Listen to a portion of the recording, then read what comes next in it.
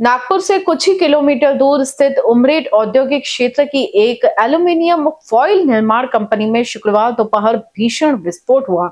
इस हादसे में 10 से अधिक मजदूर गंभीर रूप से घायल हो गए। विस्फोट के बाद फैक्ट्री में भीषण आग लग गई, जिससे काबू में लाने के लिए फायर ब्रिगेड की कई गाड़ियां मौके पर पहुंची हैं।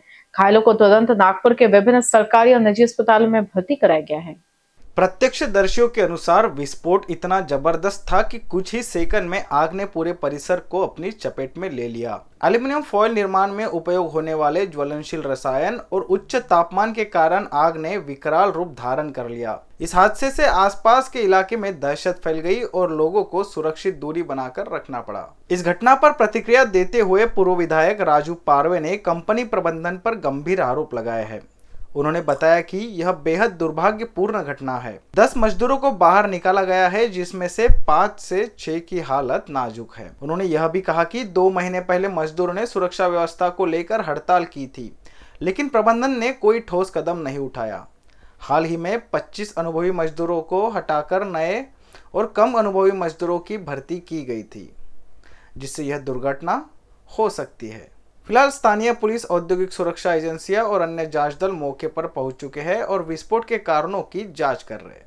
उपकरणों में खराबी, विद्युत आपूर्ति की समस्या या रसायनों की गलत हैंडलिंग को संभावित कारण माना जा रहा है। झालेली घटना ही अत्यंत दुर्दैवी आहे। जवळजवळ आतापर्यंत 10 लोकांना इथून काढलेलं आहे, 10 लोकांना रेफर केलेलं आहे। 10 लोक सिरियस आहे आणि जवळजवळ त्यापैकी 6-7 लोक जास्तच सिरियस आहे। 8 जवळजवळ 80% हे सगळे लोक भाजले गेलेले आहेत आणि याच्यामध्ये या कंपनीचा दोष आहे, कारण मागच्या 2 महिन्या अगोदर या कंपनीमध्ये स्ट्राईक झाला होता आणि जवळजवळ या कंपनीमध्ये आतापर्यंत 3दा स्ट्राईक झाले आणि आमच्या सगळ्या मुलांची मागणी होती की इथे व्यवस्था नाही। आम्ही पण त्याच्यामध्ये मागं कंपनीवाल्यासोबत चर्चा केल्यानंतर त्यांनी सांगितलं की हम कंपनी बंद कर देंगे, अशा पद्धतीची या लोकांची मानसिकता होती। मधातल्या 15-20 दिवसा अगोदर काही लोकांना इथून काढल्या गेलं, जवळजवळ 25 मुलं इथून काढल्या गेले आणि अनट्रेन मुलं इथे ठेवले। ह्याचे सगळे कारणीभूत ह्या कंपनीचे मालक आहे, कंपनीचे HR आहे।